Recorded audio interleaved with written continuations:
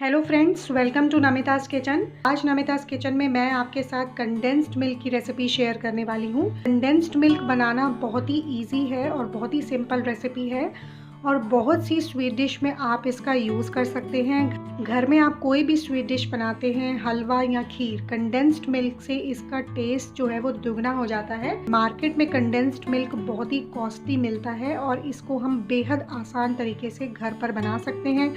घर पर बनाया गया कंडेंस्ड मिल्क फ्रेश होता है, आपकी आंखों के सामने बना होता है और बिल्कुल प्योर होता है। तो चलिए कंडेंस्ड मिल्क के लिए हम इंग्रेडिएंट देख लेते हैं। इसके लिए बहुत ही कम इंग्रेडिएंट्स की हमें ज़रूरत होती है।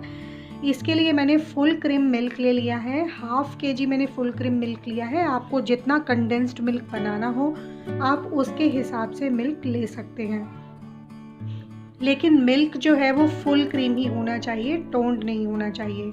इसके साथ ही मैंने 3 बड़े चम्मच शुगर ले ली है, चीनी ले ली है। मेजरमेंट आप इसी हिसाब से रखिएगा कि हाफ केजी मैंने मिल्क लिया है तो 3 टेबलस्पून मैंने शुगर। अगर आप 1 केजी मिल्क लेते हैं तो शुगर आप इसका डबल कर लीजिए। इसके साथ ही मैंने 1 पिंच बेकिंग सोडा ले लिया है। तो चलिए कंडेंस्ड मिल्क बनाने का प्रोसेस शुरू करते हैं। पहले हम गैस ऑन कर लेते हैं और इसके ऊपर दूध रख देते हैं। हमने दूध को बॉईल करने के लिए रख दिया है। दूध को हमने बॉईल कर लेना है। जब दूध में बॉईल आ जाएगा तो इसके बाद हम इसमें शुगर और बेकिंग सोडा ऐड करेंगे। अब ये दूध हमारा बॉईल हो गया है। गैस को मैं लो कर देती हूँ।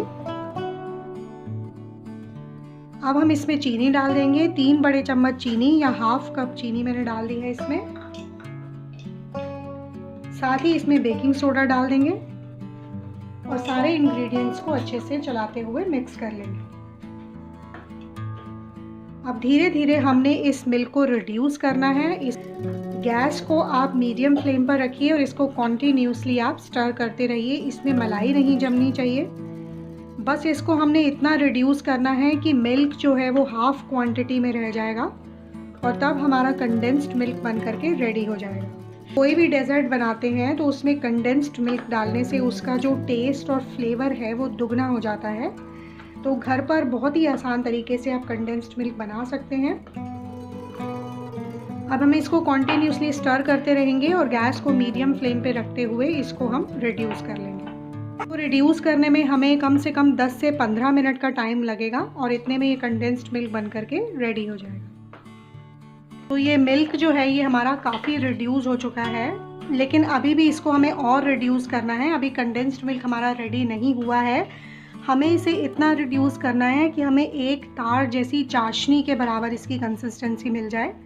तो अभी इसको 5 मिनट तक और मैं रिड्यूस कर लेती हूँ। तो ये दूध अब हमारा बिल्कुल रिड्यूस हो गया है। ये देखिए कितना अच्छा और बढ़िया इसकी कंसिस्टेंसी हो गई है। बिल्कुल हाफ हो गया है ये रिड्यूस हो करके और ये कंडेंस्ड मिल्क हमारा जो है ये बन करके रेडी हो चुका है। इसको आप गैस की फ्लेम को अब ऑफ कर दीजिए।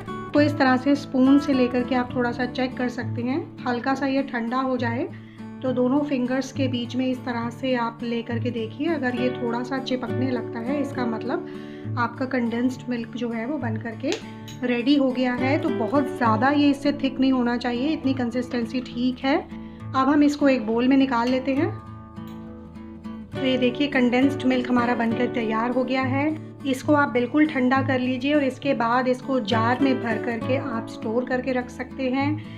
कम से कम 1 महीने तक ये बिल्कुल भी ख़राब नहीं होता है। कोई भी डेजर्ट बनाइए उसमें आप मिल्क की जगह ये डाल सकते हैं और आपको शुगर डालने की भी ज़रूरत नहीं पड़ेगी। तो अगर आपको मेरी रेसिपी पसंद आई है तो मेरी वीडियोज़ को लाइक और शेयर करिएगा और मेरे चैनल को सब्सक्राइब करना मत भूलिएगा। Bye bye.